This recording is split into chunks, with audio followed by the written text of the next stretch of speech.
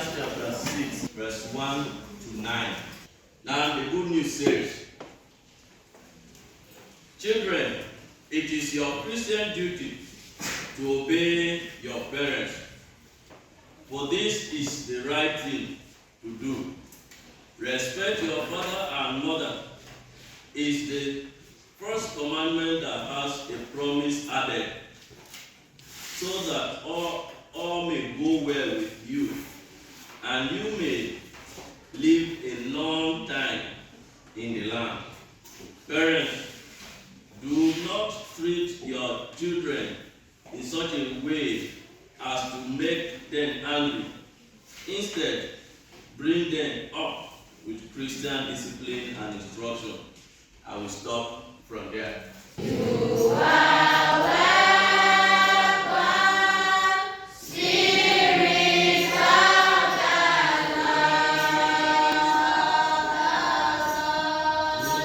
Lord.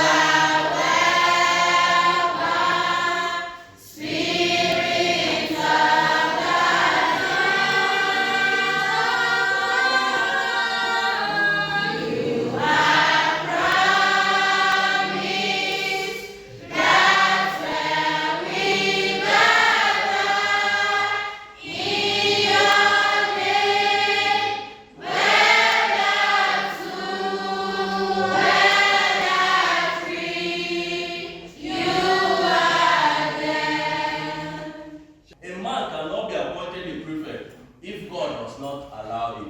Today, people get victory and claim because of the way they thought they have sought for it. But it is not so. If God wants you to be there, He allows you to play your part and enters there. But if He doesn't want it, if you want, be smart as anything, you will still not get to that place you are aspiring to be. So whoever that is in a position to tell you to stop is doing that in place of God, because God cannot calm Himself down and be telling people, do not sin, do not do this. But He has given that right to people around you in order for them to rule you. And one of the things you have to do, honor implies that you will reverence that person. When we are talking of reverence, you are talking of respect, giving honor to that person, regarding that person as someone who has the instruction, who has the power, who has the authority to tell you do and not to do. Now, if you think that reverence is not a good thing to give to somebody, try it on yourself. That is why I always tell you something about the golden rule. Matthew chapter 7, verse 12. Whatever you want people to do unto you, do it unto what? Them. Now, some of you don't want somebody to scold you, but what do? 1 minute. 1 minute with that person. Just a minute with that person. The tears that person will shed will be more than the ones you've shedded for all the number of years you have lived. But you don't like people doing that to you. Now, many times we think that it is by giving people tough time that they will hear what we are doing. And you have a role as a child. In the house you clean, this is what you have to do. You have to maintain your father. You wash your own clothes and iron them and wear. And the way you walk is not even camp walking, it is post walking. And you expect your father to bend down and wash his clothes himself after paying for everything you need in your life. You cannot wash his clothes. That is one of it. Now the scripture is telling you your father's maintenance is your role. It's not body's role. If you want your father to be handsome, provide the handsomeness. You know that I went to Calabar and I was having one trouser. One single black trouser. And nobody knew in that place that trouser was wrong. Do you know why? Every day I go to school, come back, wash that trouser, iron it, and put it under my pillow and sleep on it, so that the pulse and everything will not go. The thing will remain like that. The next day I will wear it and go to school. My mate will be pressing me in the hand. This person, not knowing that it was just that trouser. And I have 2 short knickers. Anything that is not official, I wear it to go. My trouser remains in my room for me. For good days to be worn. If you think your parents do not have clothes, the ones they have, you can maintain it. I am speaking from experience. He told me that words are also blessings. Now, when you wash your father's clothes, he is so happy, and he tells you in Tiv language that he has given you the final blessing. Yes. You don't need any other thing. Whatever your hands touches, prosper. You carry gari that people are selling 200 naira, your home you sell 500 naira. It is because of the words of your father. But no, we think that we are too wise. I have gone to Malamin secondary school. Why will I stoop low to be washing clothes? And if you want to prosper in this life, honor your father. If you read the Ephesians chapter 6 verse 2 and 3, it tells us that this is the only commandment that has a promise added to it. If you want to live in peace, honor the person you are seeing, because God is passing through that person to bless you. Now to the parents. Because of the figurehead God has given us as parents, some of us have turned it into a whip to unleash our hearts on the little ones we have in our midst. Now the Bible tells us that we are strangers in this world, and one day we will leave it back to where we came from. And we are not leaving it with anything that we are seeing. Not even the cars we bought, not even the houses you built, not the companies you have acquired. The only thing you will go back with is what God has given you, which is what you have, the Spirit of God that is in you. The image of God that is in you, you will take it back. Now you have these things to do. Though God has given you power, it is true that God has given you power to be the father of these children.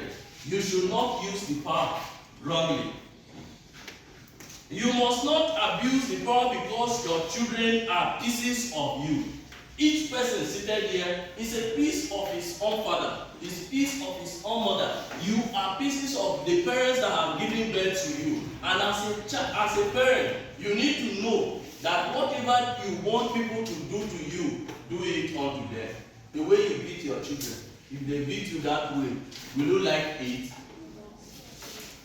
The way you talk to them, if someone talks to you in that way, will you like it? Especially those people in the village. I wonder how their children live with them. One small thing, the big words they use in unleashing their heart on the children.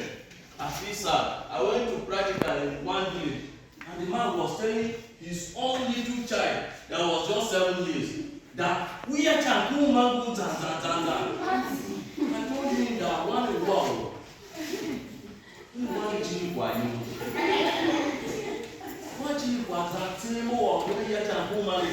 You know that so the words we say on our children place on their lives. Even the names you will give to children act on their lives. You born your own child that you pray to God and suffer and pay money and did all things to give birth. You finish and call him Matama. You don't see any reason to call him Tewasi. All this beautifulness, you call Matama. Matama will follow the child. Why don't you give the child Tersoo? Tewuma. All the woman. He said, Wilson. All these names. That God will know that you are appreciating what he has done in your family. You are giving him a name that you believe you've taken from what you experienced. Mataba. Mataba no one. And parents have to bear this in mind that the words they put out on their children has power on the life of these children. What we do is we come back around 11 p.m. The children are asleep already. We wake up 5 a.m. We are out again. We don't care whether the children pray in the morning, whether they pray in the evening, whatever they watch is none of our business. What we claim is that we are looking for money to take care of the family. That is not what God wants you to do. God wants you to bring up the children in the fear of the Lord, the Lord. And this must start with your morning or evening devotion. You must gather your children together, speak with them. It is from that experience that the child will be bold enough to tell you when he or she is molested in school. But where that is not done, where do you expect the child to hear about God? I went to my uncle in Abuja, and his own biological son called him uncle. He was angry and wanted to beat both the wife and the child. I said, hence I am here. It will not happen. We will only trace the origin of this uncle. And we did not wait far. Just 2 sentences. The man himself stood and went to the bedroom. I said, Uncle Nzabegide, you have not finished this thing. For over 2 years that the child was, he has seen him in the daytime just 2 times. So tell me, it was the 10th time that the child was seeing him during the day. And it was because of my presence and I wanted living that day that he came from his office around 12 p.m. to see me so that I would go. And the child was seeing me because one of the brothers used to bring a car to take the children to school and bring them back. And the mom asked the child to be calling that one uncle. When he saw him coming in with a car, he thought it was the person that used to come and pick his brothers. Then he ran and called him, Uncle, welcome. He was angry. I told him, this boy needs to beat you, not you beat him. We as parents, that is what we do. We claim that we are working to scatter for our family. Meanwhile, we are working to scatter the family. How can you come back as a parent around 11 p.m. when the children are asleep? How will they know you? How will you know their problem? Your own thing is that you are giving money for the children to be taken care of. What of their emotional feelings? What of their parental care? What of their own biological blood relation and jokes and play? How often do you even talk to your children? When you are coming back, your children will be running inside. Instead of them to be running to welcome you, they are running to hide.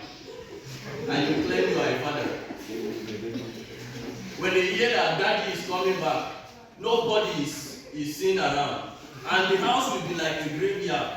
Because they know very well if you come back, somebody must receive a knock. So to avoid the problem, they all run inside. Some of them that don't even know how to read, they will be opening their book. In case you don't know, that is what they do. And the Bible tells us that bring them in the fear of the Lord. This fear of the Lord does not mean that you will not punish them. You will punish them, but punish them at the appropriate time and give your children time for them to know who you are. Now the children are also to avail themselves so that they will be available and useful instrument to the parents.